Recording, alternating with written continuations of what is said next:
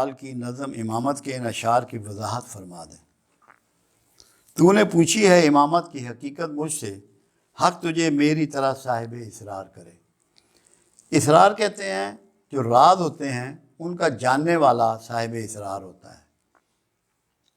اس کے لیے قرآن نے رسول اللہ کے لیے لفظ استعمال کیا یاسین۔ یاسین کا مطلب ہوتا ہے رازدان۔ اللہ کے رسول کو بھی اللہ کا رازدان بتایا گیا، اور آپ کی امامت کے بارے میں علامہ اپنے آپ کو صاحب اسرار کہہ رہے ہیں۔ امامت رسول اللہ صلی اللہ علیہ وسلم امام الانبیاء ہیں، تمام نبیوں کے سردار ہیں۔ دو باتیں امامت کے لحاظ سے پہلے سمجھ لیں۔ اللہ نے اپنے رسول کو کہا کہ تو اگر تند خو ہوتا تو یہ سب تیرے پاس سے بھاگ گئے ہوتے۔ یہ امامت کی بات ہو رہی ہے، لیڈرشپ کی۔ تو ان کے لیے بڑا رؤوف الرحیم ہے، ان سے مشورہ کیا کر، ان کی غلطیاں معاف کیا کر، اور ان کے لیے مجھ سے بھی بخشش چاہا کر۔ تو امامت کی حقیقت کس میں دکھائی؟ مشورے میں، غلطیاں معاف کرنے میں، رؤوف الرحیم ہونے میں۔ یہ امامت کا کوڈ ہے، اور امام ہمیشہ کے لیے آپ ہی ہیں، ہر زمانے کے امام آپ ہیں۔ امامت کی حقیقت آپ کو اگر سمجھ لگ جائے تو آپ رسول اللہ کے پیٹرن سے ہٹ ہی نہیں سکتے، اسی کو پکڑیں گے، اسی پہ چلیں گے۔ پھر ایک شعر میں اس کو کہا گیا، نگہ بلند سخن دل نواں جاں پرسوز، یہی ہے رخت سفر میر کارواں کے لیے۔ تو امام میں یہ کوالٹیز ہوں گی، بلندی پہ نگاہ ہوگی، آسمانوں پہ نگاہ ہوگی، عقابی نگاہ ہوگی، دور رس نگاہ ہوگی، مستقبل میں جھانکنے والی نگاہ ہوگی، مستقبل کے علوم کو جاننے والی نگاہ ہوگی، تب امامت کا حق ادا ہوگا۔ اور سخن دل نواز ہوگا، درست لہجہ نہیں ہوگا، کرخت لہجہ نہیں ہوگا، فحش لہجہ نہیں ہوگا، سختی والا لہجہ نہیں ہوگا، دل نواز ہوگا، جو دل میں گھس جائے، جس کو دل اندر سے قبول کر لے، ایسی گفتگو کرنے والا ہوگا۔ یہ امام کی کوالٹیز بتائی جا رہی ہیں۔ جب تک کوالٹیز آپ کو نہیں پتہ ہوگی کس کو امام مانیں گے؟ جاں پرسوز، جس میں دوسروں کا درد بھرا ہوگا، جو درد سے آشنا نہیں ہے وہ امامت کا حقدار نہیں ہے۔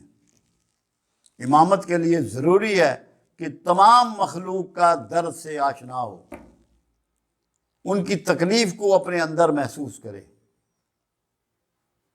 بڑا ہونے کے لیے، امام ہونے کے لیے یہ ضروری۔ جاں پرسوز، سخن دل نما جاں پرسوز، آپ کے اندر گداز ہو۔ سوز گداز کو کہتے ہیں، نرمی، خاص قسم کی نرمی۔ یہ کوالٹیز بتائی جا رہی ہیں۔ یہ کوالٹیز اللہ کے رسول صلی اللہ علیہ وسلم میں تمام بابتیں موجود تھیں۔ آپ ہی امام ہیں۔ اور پھر یہ کہا جا رہا ہے وہی تیرے زمانے کا امام برحق، جو ان خوبیوں سے متصف ہوگا وہ تیرے زمانے کا امام برحق ہوگا۔ امام سے مراد یہاں لیڈر ہے، لیڈرشپ، کیونکہ بغیر لیڈر کے تو یہ بھی حکم نہیں ہے کہ 3 آدمی سفر کر رہے ہو تو ایک کو لیڈر بنا لو، تاکہ اوبیڈینسی تمہارے ساتھ لے کے چلے۔ اگر اوبیڈینٹ ہوگے تو تمہارے گول اچیو ہوں گے۔ اگر تم غیر فرما بردار ہو، اپنے لیڈر کی فرما برداری جو نہیں کرتا وہ اللہ کا بھی فرما بردار نہیں ہوتا۔ یہ کوڈ میں لیڈر کے ریفرنس سے اللہ کی فرما برداری علامہ آپ کو سکھانا چاہتے ہیں، جو تجھے حاضر و موجود سے بیزار کرے۔ کیونکہ ہر لیڈر جو اچھا لیڈر ہے، جو سچا لیڈر ہے، وہ روایات پہ چلنے والا نہیں ہوتا۔ حاضر و موجود جو روایات ہیں وہ روایت کا باغی ہوتا ہے، اور ہر پیغمبر اپنے زمانے کا ان روایات کا باغی ہوا ہے۔ اس نے وہ بات دی ہے جو اس زمانے میں لاگو نہیں تھی، مستعمل نہیں تھی۔ پیغمبر نے وہ بات آپ کو دی، اور پھر وہاں سے انقلاب پھوٹے. ہر پیغمبر انقلابی ہوا ہے، ہر پیغمبر امام ہوا ہے. آپ امام الانبیاء ہیں.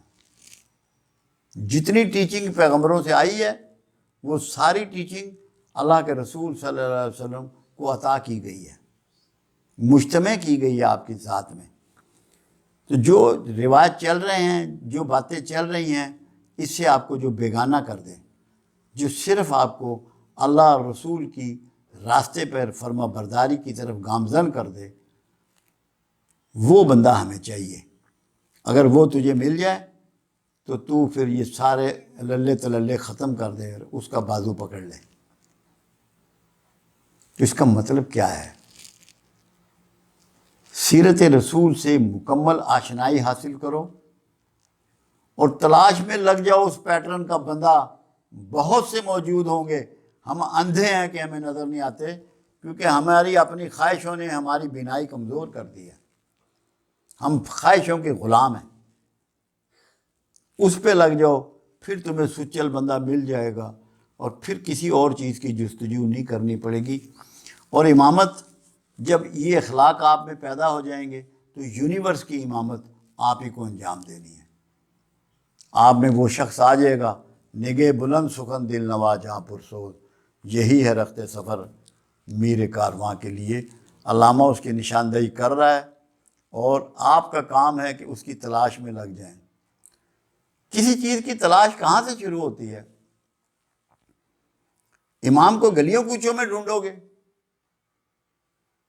بازاروں میں ڈھونڈو گے، ہوٹلوں میں ڈھونڈو گے، دفتروں میں ڈھونڈو گے. اس کی کوالٹی کو تلاش کرو پہلے اپنے اندر. اپنا کتھارسس کرو، اپنی مانیٹرنگ کرو کہ تم اس قابل ہو کہ تمہیں یہ امام مل جائے.